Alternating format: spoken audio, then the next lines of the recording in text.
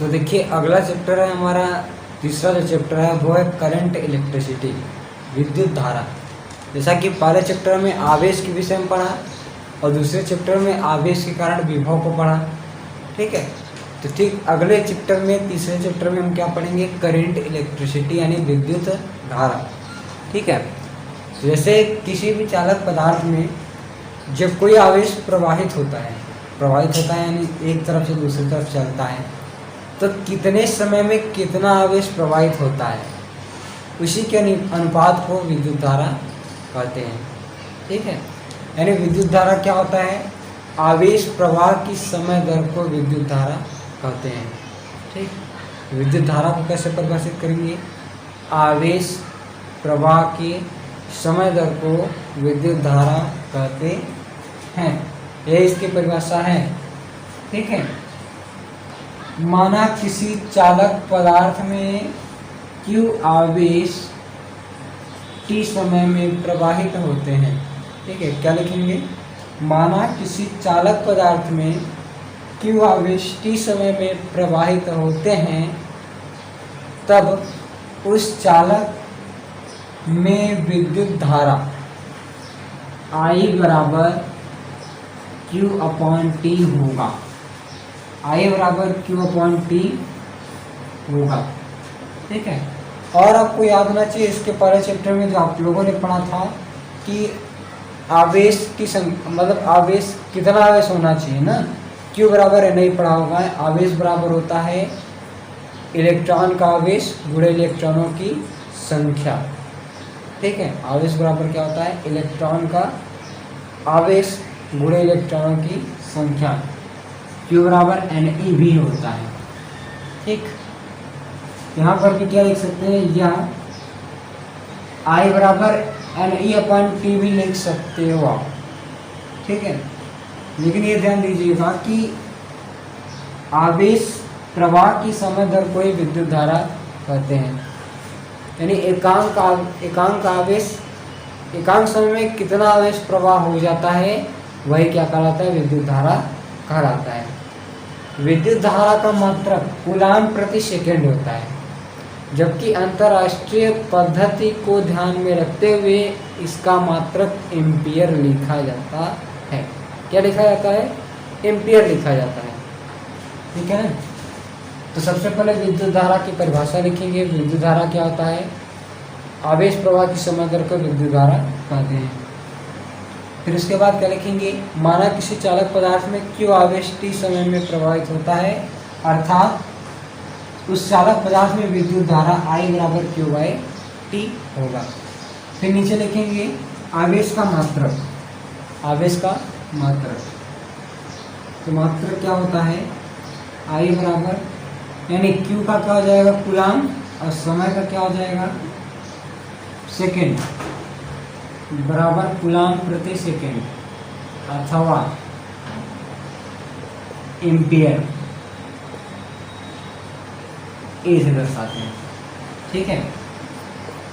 यानी क्या लिखेंगे, विद्युत धारा का मात्रक लिखने के बाद क्या लिखेंगे, कूलाम प्रति सेकेंड अथवा एम्पियर, ये विद्युत धारा का मात्रक होता है। फिर उसके बाद विद्युत धारा की विमा क्या होती है, तो विमा के लिए हम क्या करेंगे,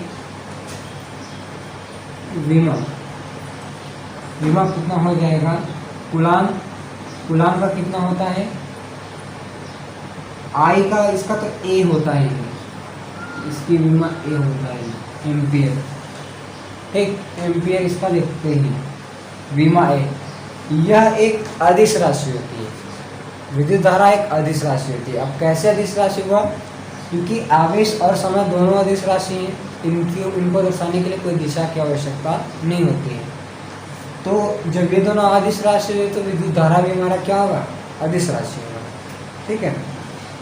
यानी विद्युत धारा अदिश राशि है। और फिर उसके बाद ये हो गया हमारा पहला टॉपिक, जो कि क्या बोलते हैं, इम्पोर्टेंट था, एक सिर्फ इंट्रोडक्शन था। अब इसके बाद धारा घनत्व क्या होता है वो पढ़ते हैं, धारा घनत्व। तो धारा घनत्व क्या होता है,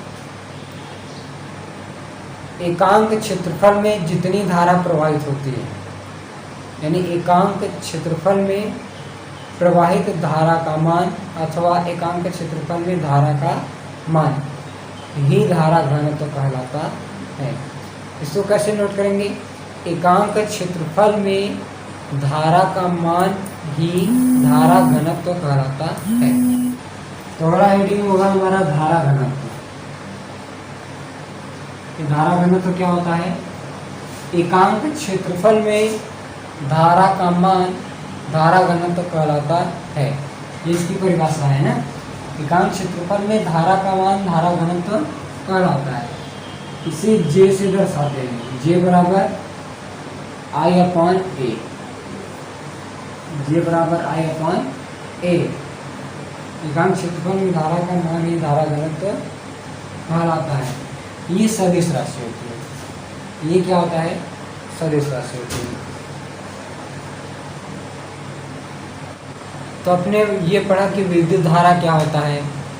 और विद्युत धारा अब हम पढ़ते हैं कि विद्युत धारा किसमें गमन कर सकता है, यानी कहाँ प्राप्त होता है। तो हमेशा विद्युत धारा चालक पदार्थों में ही प्राप्त होगा, क्योंकि जो आवेश होते हैं वे चालक पदार्थ में ही गति कर सकते हैं। तो आवेश प्रवाह किस में करेंगे? चालक पदार्थ में। तो विद्युत धारा चालक पदार्थ में ही होगा। जैसे के लिए तार होता है, जो इलेक्ट्रिक तार होता है, वायर होता है, उनमें होता है। जो भी चालक पदार्थ होते हैं उनसे धारा प्रवाहित हो सकता है। ठीक है। और इनकी जो दिशा होती है, जैसे धनावेश जो होते हैं, धनावेश उच्च विभव से निम्न विभव की ओर जाते हैं, यानी कि धन टर्मिनल से ऋण टर्मिनल की ओर इसकी दिशा होती है।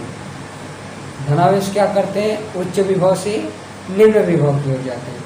ठीक उसी प्रकार से विद्युत धारा भी उच्च विभव से निम्न विभव की ओर प्रवाहित होता है। ठीक है। यानी धारा की दिशा उच्च विभव से निम्न विभव की ओर होता है। विद्युत धारा, आवेश प्रवाह की समय दर को विद्युत धारा कहते हैं। यह एक अदिश राशि है। इसकी दिशा उच्च विभव से निम्न विभव की ओर होती है। इसका मात्रक कूलाम प्रति सेकेंड होता है, जबकि इसको एम्पियर लिखा जाता है। इसकी विमा ए होती है। ठीक है ना, एम्पियर के लिए ए होती है। धारा घनत्व क्या होता है? धारा घनत्व किसी चालक में किसी एकांक क्षेत्रफल में धारा का मान धारा घनत्व कहलाता है। यह सदिश राशि होती है। अब हमारा अगली हेडिंग होगा कि जो विद्युत धारा होता है वो चालक में कैसे प्रवाहित होता है। ठीक है ना। तो हेडिंग डालेंगे चालक में विद्युत धारा। चालक में विद्युत धारा। जो चालक में विद्युत धारा होता है इसमें क्या लिखेंगे, ऐसे आपको बता दे रहे हैं। विद्युत धारा जो होता है वो सदैव चालक पदार्थ में ही पाया जाएगा। अचालक पदार्थ में तो बिल्कुल नहीं पाया जाएगा, क्योंकि वहाँ पर आवेश प्रवाहित नहीं हो सकते हैं। चालक पदार्थ में आवेश प्रवाहित हो सकते हैं। अब कितने समय में कितना आवेश प्रवाह हो रहा है उसी के अनुपात को ही विद्युत धारा कहते हैं। किसी भी चालक पदार्थ में जब धारा प्रवाहित होता है तो जैसे क्यू आवेश, कोई चालक पदार्थ है, क्यू आवेश एक छोर से दिया जा रहा है तो अगले छोर तक टी समय बाद क्यू आवेश ही नहीं प्राप्त होगा। क्यू आवेश नहीं प्राप्त होगा। क्यों? क्योंकि क्यू आवेश यहाँ से दिया तो गया, लेकिन यहाँ पहुँचते पहुँचते तक कुछ आवेश क्या हो जाता है? कम हो जाता है। क्यों कम हो जाता है? उसमें जो धारा यानी आवेश यहाँ से यहाँ तक आता है तो कुछ आवेश वहाँ पर अवरोध के कारण व्यय हो जाता है। इसी के विषय में ओम नामक वैज्ञानिक ने सन जॉर्ज साइमन ओम ने अपना नियम दिया था। ठीक है। किसी भी चालक पदार्थ में जब धारा प्रवाहित होता है तो उस चालक पदार्थ में विभव और धारा का अनुपात एक समान होता है। वही जो अनुपात होता है वही अनुपात क्या होता है? उस चालक पदार्थ का प्रतिरोध होता है। प्रतिरोध यानी क्या होता है? धारा के मार्ग में रुकावट, यानी धारा के मार्ग में कितनी रुकावटें आती हैं वही क्या होता है? प्रतिरोध होता है। फिलहाल चालक में विद्युत धारा हम लोग पढ़ रहे हैं तो उसमें क्या नोट करेंगे? इस प्रकार से नोट करिएगा विद्युत धारा सदैव चालक पदार्थ में ही होता है, क्योंकि चालक पदार्थ में आवेश गमन कर सकते हैं। चालक पदार्थ की विद्युतशीलता के आधार पर आवेश में कम अवरोध अथवा ज़्यादा अवरोध होता है। ठीक है, इसे सबसे अच्छा क्या होता है कि चांदी होता है। चांदी तो उसमें क्या होता है, उसमें बहुत कम ही प्रतिरोध होता है, लेकिन वो बहुत महंगा होता है, इसलिए उसका तार वगैरह नहीं बनाते। हम उससे कम वाले में यूज कर लेते हैं कॉपर।